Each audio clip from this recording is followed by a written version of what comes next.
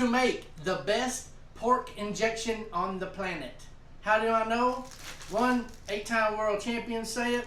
2, about 8 out of the top 10 KCBS teams of the year use this in some form or fashion in their pork or rib recipe. So when you get it, don't be startled if there's a big rock or two in here. It happens. Somebody said, why don't you fix it so it doesn't do that? Well, what you're telling me is to change a recipe that has won more world championships that I can count. And the stuff that makes it do that is the same stuff that makes it unique and awesome. So sometimes you just got to live with rock.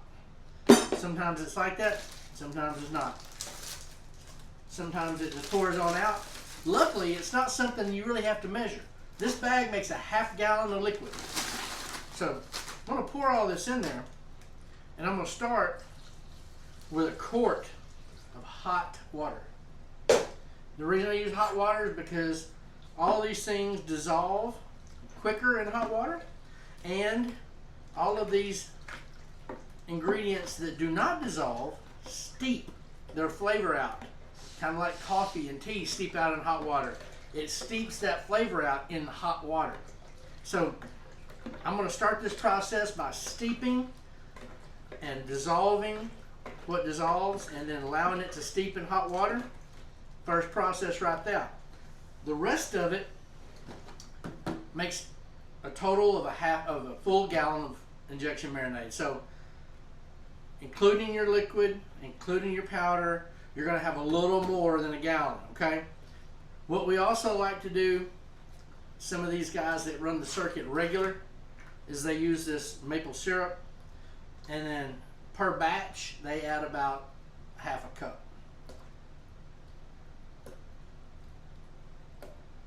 So that's near about a cup total for a ½ gallon.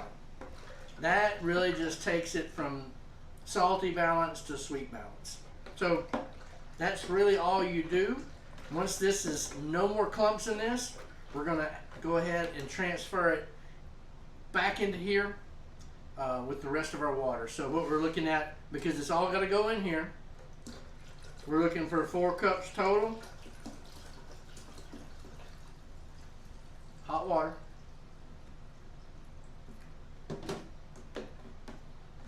And then allow this to steep and cool before you use it. I like to do it the day before, put it in the fridge, inject it cold. Once you inject it, don't move your meat around. Let it sit. Give it time for the phosphates to work in the meat, for the time for the injection to move and cycle throughout the muscle group. Once you do that, then you can go ahead and cook it.